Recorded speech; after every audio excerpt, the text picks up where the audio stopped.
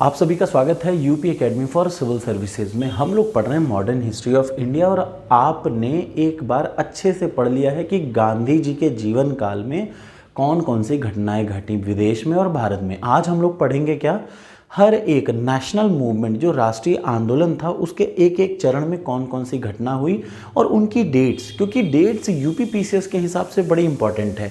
उनमें कौन सी आगे घटी, कौन सी पिछले घटी, कौन सी बाद में घटी, ये हर चीज़ें बड़ी इंपॉर्टेंट है और यहाँ से प्रश्न आना मोस्ट इंपॉर्टेंट है, क्योंकि 12 प्रश्न आएंगे सिर्फ किससे, मॉडर्न हिस्ट्री में, जिनमें 6 से 7 प्रश्न सिर्फ इसी इलाके से आएंगे जो हम लोग इस समय पढ़ने जा रहे हैं। तो गांधी जी के बारे में जान चुके हैं। अब हम लोग तेज़ी से 2-2, 3-3 वीडियो, कोशिश करूंगा कि 3 वीडियो ज़रूर आपको डेली मिले। अब कल आने वाली डेट से डेली 3 वीडियो, हो सकता है वो इकट्ठा अपलोड हो जाए, हो सकता है वो धीरे धीरे दिन में अपलोड हो। ठीक, अभी आपकी जिम्मेदारी है कि आप लोग उसको शुरू करें। देखिए, मैं पहले ही बता दूं, इंडियन पॉलिटी की लगभग 20 वीडियो मैंने ऑलरेडी प्लेलिस्ट में है, आप उसको देखिए। जो मोस्ट इंपॉर्टेंट टॉपिक है उनकी सबसे शॉर्टेस्ट ट्रिक मैंने बना रखी है, आप उसको देखिए। पॉलिटी को देखना शुरू करिए, उस पर मत वेट करिए कि नहीं मैं मेरा वेट कर रहा है, वेट मत करिए।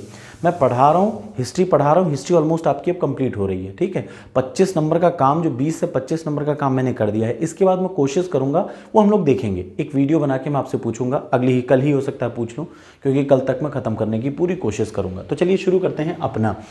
हम लोगों ने पढ़ा गांधी जी के बारे में, हम लोग वहीं से पढ़ रहे हैं 1919 में। अब ध्यान से सुनिए, 18 मार्च 1919 को रॉलेट एक्ट पारित हुआ। ध्यान से सुनिएगा, 18 मार्च 1919 को रॉलेट एक्ट पारित हुआ। यहाँ पे ज़रूरी ये है कि आपको रॉलेट एक्ट की डेट याद हो। 18 मार्च को रॉलेट एक्ट पारित हुआ। ये एक्ट क्या कहता था, ये काला कानून था। ये कहता था किसी को शक भी हो किसी पे, उठा के अरेस्ट कर लो। तो ऐसी गतिविधियों को जो देश के लिए खड़ी हो रही हो, जो लोग भी देश की स्वतंत्रता के लिए खड़े हो, तुरंत उठा के अरेस्ट कर दो। तो ये काला कानून था। बिना किसी सबूत के, सिर्फ शक के आधार पर उठा के अरेस्ट कर देने को बोलते थे रॉलेट एक्ट या काला कानून। यही एक्ट ये कहता था।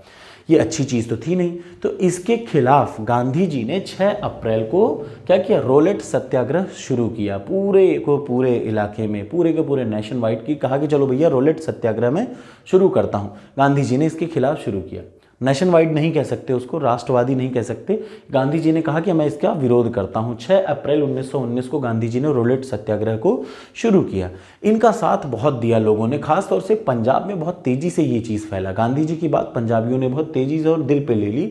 10 अप्रैल को ऐसे ही जो पंजाब में बहुत तेजी से फैला, तो 10 अप्रैल को सत्यपाल किचलू और सैफुद्दीन किचलू, इन दोनों को यही सत्याग्रह को भड़काने के आरोप में अरेस्ट कर लिया गया।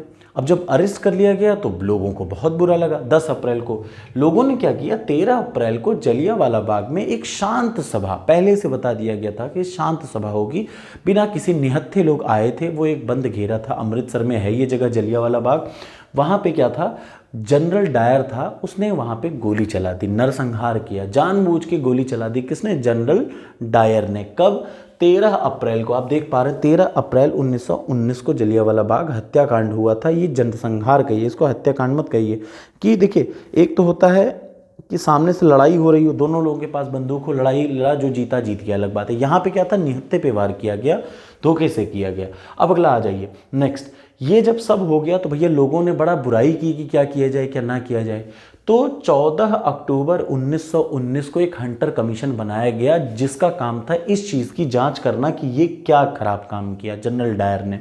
ठीक, और उन्होंने अपना इधर उधर करके उसको ख़त्म कर दिया। लेकिन 1940 में एक देश का सच्चा सपूत, सच्चा वीर सपूत, देखिए ऐसे लोगों को हमें ज़रूर इज्जत देनी चाहिए। उधम सिंह नाम का आदमी, जिसने लंदन जाके इस आदमी को मारा। जनरल डायर को 1940 में किसने मारा, उधम सिंह जी ने मारा। इसलिए उधम सिंह जी ने बहुत अच्छा काम किया इसको मार के। अब आ जाइए अगला। 1 अगस्त को गांधी जी ने असहयोग आंदोलन की शुरुआत कर दी। 1 अगस्त 1920 को गांधी जी ने असहयोग आंदोलन की शुरुआत कर दी। साथ ही 31 अगस्त को खिलाफत कमेटी ने भी कह दिया कि हम भी असहयोग आंदोलन की शुरुआत करते हैं। इन सब के बीच में जब ये सब चल रहा था तो 5 सितंबर को, अब देखिए किसी चीज़ की शुरुआत कर देना और उस चीज़ को अप्रूव करना, अप्रूव कौन करती, इंडियन नेशनल कांग्रेस। तो 5 सितंबर को कलकत्ता के अधिवेशन में, स्पेशल अधिवेशन में इसको अप्रूव किया गया कि नहीं बहुत बढ़िया काम किया गया, अप्रूव कि चलो शुरू, ऑफिशियली अप्रूव कर दिया गया।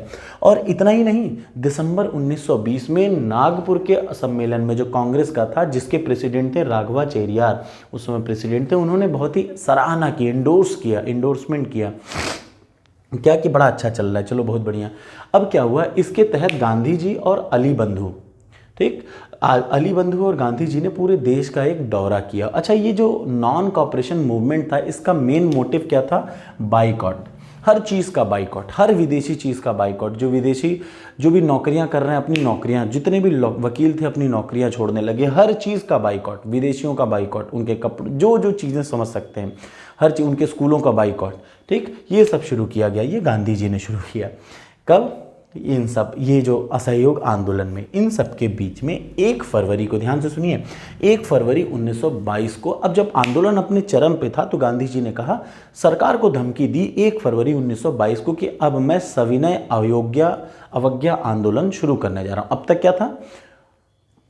असहयोग, हम साथ नहीं दे रहे, बाइकॉट कर रहे हैं। अब क्या है? सविनय अवज्ञा, हर चीज के लिए मना कर देंगे, विनय के साथ सविनय अवज्ञा आंदोलन शुरू करने की धमकी दे दी अंग्रेजों को भैया, कि मैं अब 1 फरवरी को दी। लेकिन इसी बीच में एक छोटी सी घटना हो गई। ये छोटी सी घटना नहीं थी तो ये बहुत बड़ी घटना। 5 फरवरी 1922 को चौरी चौरा नामक जगह, जो कि गोरखपुर के आसपास में है, वहां पे एक घटना हो गई, एक पुलिस चौकी में आग लगा दी गई। अब उस वजह से गांधी जी बड़े नाराज हो गए और 12 फरवरी को गांधी जी ने बारदौली में, जो राष्ट्रीय कांग्रेस की, जो कांग्रेस की एक मीटिंग होती है, उस मीटिंग में क्या कर दिया? कह दिया कि भैया मैं इस चीज़ को वापस लेता हूँ। सोचिए, एक आंदोलन अपने चरम पे पहुंचा था, अपनी चरम सीमा पर, इसके बाद भयंकर विद्रोह होता। गांधी जी ने वहां से क्या कर दिया? मैं इसको, अपना आंदोलन को वापस ले रहा हूं। कब कहा? 12 फरवरी को। कहाँ? बारदौली में कहा। अब जब वापस ही ले लिया तो अंग्रेजों को तो मौका चाहिए था। इतने भयंकर गांधी जी के फैन फॉलोइंग हो चुके थे, लेकिन इन्होंने गलती की, इन्होंने ये गलती की, ये मैं खुद कह रहा हूँ और ये सच भी है। 12 फरवरी को इन्होंने गलती की, जो आंदोलन को वापस ले लिया।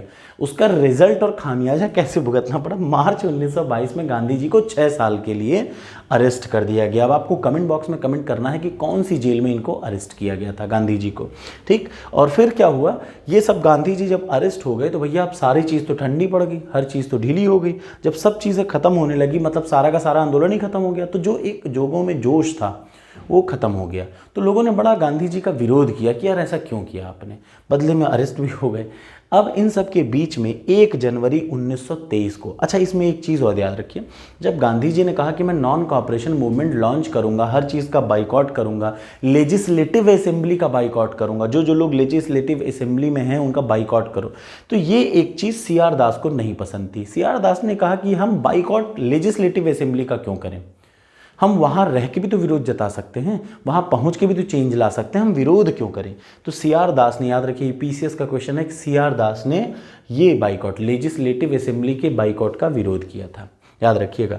लेकिन फिर 1 जनवरी 1923 को जब गांधी जी अरेस्ट हो गए और सब कुछ मामला ठंडा पड़ गया, तो इन लोगों ने कहा कि अब देखो यहाँ पे देखिए 2 पार्ट हो गए, गांधी जी अरेस्ट हो गए तो 2 लोग हो, 2 पार्टियों में बट गया। एक तो था नो चेंजर, एक वो कांग्रेस के लोग थे जो चाहते थे कोई जो जैसा चल रहा है वैसा चलता रहे, जैसे सरदार वल्लभ भाई पटेल, ठीक।